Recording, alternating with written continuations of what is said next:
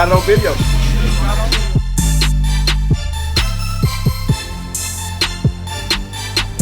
Dude, living gonna be big too, shit. I hope so. Just like that.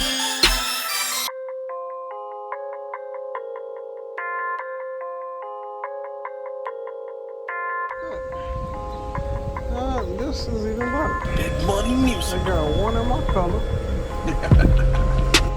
One in my white. Oh no. Look at that. That is all bad, y'all. Look at that. That's all bad, y'all. Can't fuck with that. I can't fuck with that, bro. The car is missing a piece. No, sir. No, sir, no, sir. What's good, gang? Back with another video. And, I don't know how I want to say this. I'm not going to knock the business too bad because, hey, maybe they're on lunch. I just stopped down the street from the crib at a car lot, and I wanted to see the inventory. All right. Now, you ever heard the phrase, don't let the money walk? If you haven't, I'll explain. Let me pull out in traffic and we'll get going. I'm leaving the dealership now. So I'll pull up to this place. Now, this is a buy here, pay here. You know, I'm not knocking nobody's business. I ain't knocking what they got going on. You know, that ain't my type of thing. But what's so crazy is don't let the money walk. You know, when somebody comes in your establishment or your business, you definitely want to hey, how you doing? Welcome, whether they purchase something or not. You know, my grandfather, which I was told from my grandmother, she used to tell me that my grandpa would walk in with his scraggly clothes on. Look at how I'm dressed, you know, got my Dewey on, little beater on, little red shorts, my house shoes. I ain't looking like much or nothing. I ain't looking like money. You know, because you don't want people to just take you for your money. You want them to treat you like a human being, you know. So, you know, I let my credit and my money speak for me when it's time to do negotiations. But what's crazy is I walk into the place. I'm on the lot for probably 15 to 30 minutes. I done walked the whole lot, and I done stood right in the front of the building. People have came out and went in. Nobody's getting service. I'm assuming nobody's there. I didn't walk in. Nobody comes out to greet me. Nobody. I'm looking at cars. I even take my phone out, and I film the vehicle I'm actually looking at.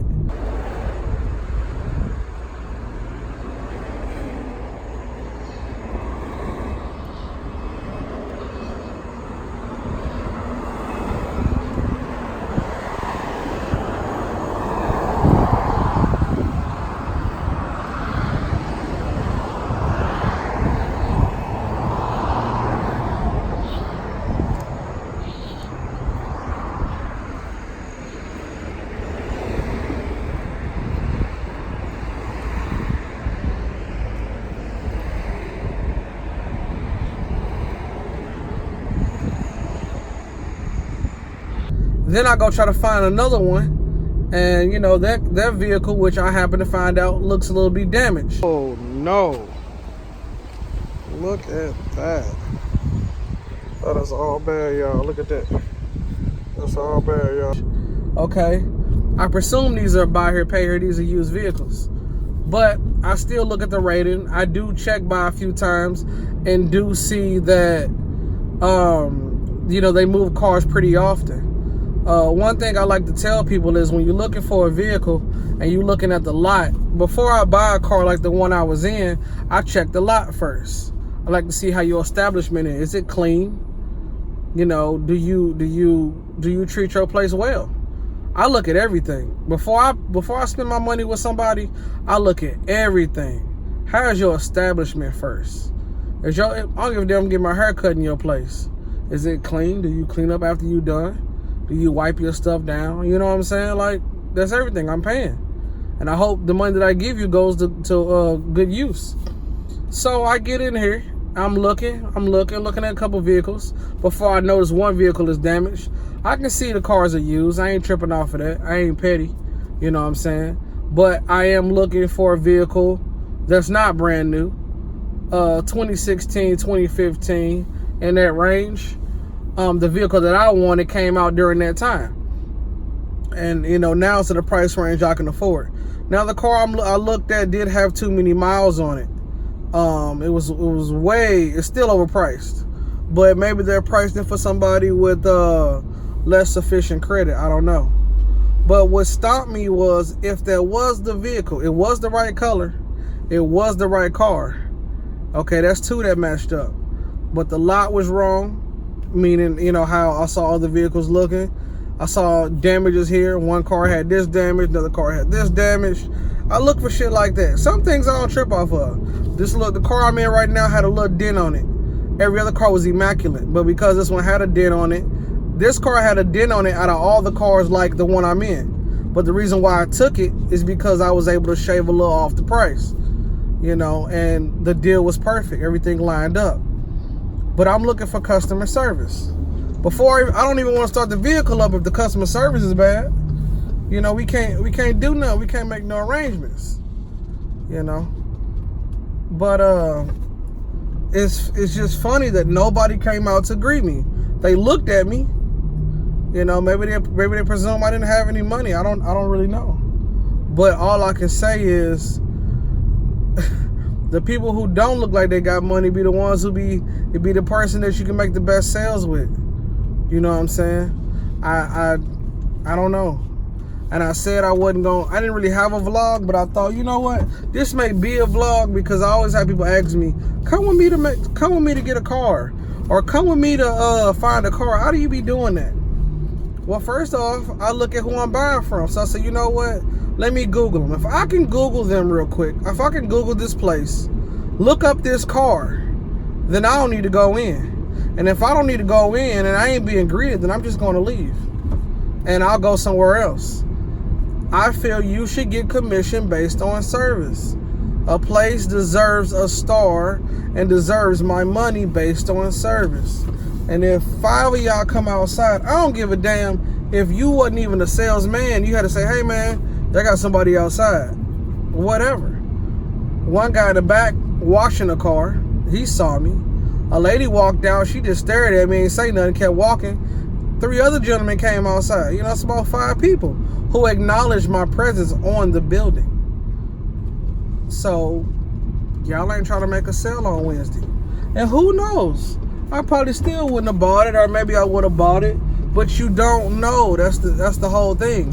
You never know who's going to give you that break or that next opportunity. So you always treat everybody 100. I always try to give everybody my 100. I never know who's going to give me that break. I never know who's going to be the next person to check me out, or you know, just be that person. So I'm looking between a BMW and a Mercedes. The reason why I went Volkswagen first is because I wanted an entry-level vehicle to the European / German market. You know, I'm Japanese. I've had Japanese vehicles. That's what I'm familiar with. And I didn't want to get myself into something I couldn't afford or I couldn't pay for. And understanding, you know, German cars are totally different with engineering. And since I've had the Volkswagen, now I'm understanding some things that other people don't like, as well as there are a few things over here I'm like, oh, okay, can I deal with that, you know, especially with the dashboard. But since I've had the Volkswagen, I love it. I would definitely, I probably wouldn't buy another Volkswagen, but I definitely would buy something within the Volkswagen brand, meaning like I probably would buy a cousin of Volkswagen or another make and model. I wouldn't buy another Passat. I don't like buying the same car again, but I probably would buy something else that that Volkswagen probably makes or are partners with. Like I said, BMW, Mercedes, Audi. I'm trying to move up, you know. I want some Audi wheels. If you see some available, definitely hit me up. But like I said, man, and I'm not trying to dwell on it, you know. They didn't come out and see me, whatever. But don't let the money walk. Whether you have a business, you have some type of something you sell or something you offer to the community, always treat people with the same energy, man. You never know who's going to buy from you. The guy that I bought this car from, he didn't know I was going to buy from him. But he just gave me that energy. I came back 3 times. 3 times, you know. And this guy gave me the same energy. Matter of fact, we did a video when me and my girl was looking for a car because she was interested at the time, and he still gave me the same energy even after, and we didn't buy a car at that time. He says, okay, when you guys come back again, you might find something. You know, a lot of times people think just because you see it the first time, oh, that's it, I gotta have it. I feel like a car is a relationship, and it's a relationship I'm gonna be in for quite a amount of time. So I definitely want to drive it more than once. I definitely want to have it more than once. And I've been to dealerships who allow you to drive the car a few times and check it out a few times. And, you know, that's just a way to good lock in the deal, man. These people didn't come out to greet me. They didn't say nothing to me. And I probably will browse the location from the website, but I probably will not be buying anything. And you know what sucks about stuff like that? You know, my biased opinion will eventually sway other people's from going there because I had a negative experience. I was waiting for somebody to ask me about this car because I was so interested in it, you know. And I probably would have looked over the mileage. I mean, you know what? I still wanted it was in good condition, but because nobody has seen me, and I found 2 cars that were slightly damaged. One was damaged on the inside, one car was damaged on the outside. That's going to put me in the mind that these cars are no good. Kid could have came over and knocked that off or something. You never know the situation. It could have got damaged on delivery. But that's what happens, man. If you don't get out there and talk to people and greet them nicely and make them feel wanted when you come onto their establishment, open your doors or whatever the situation is, people going to leave, dog. They not going to stay, man. They definitely could have locked me in. I found the car and I found the color. The Grand Coupe, the BMW Grand Coupe with the hatch. You know, all I wanted to do was see, I wanted to start it, I wanted to drive it, and I wanted to see what it like to sit in the back seat because I have a child and I just want to make sure it's comfortable for him. And I really don't want a coupe. I'll choose a coupe because it's similar to the Eclipse and the Z, and I can deal with that if I don't go drop top. So it is what it is. You know, I'm not going to hype over it too much. It just saddens that, you know, I don't want to make it like it's a black thing or, you know, you look like a hood man or some shit. So that's why I didn't holler at you. But just to say, man, you definitely want to treat everybody the same, no matter how they look, how they come in dressed, because that could be a gimmick, you know. And a lot of times I happen to spend the most money when I don't look 100%. I don't know why. That's when I discover things. I say, you know what? Let me stop over here and see if I saw a BMW. Let me see if they got a 4 Series. Just so happened they had the car, but nobody gave me service.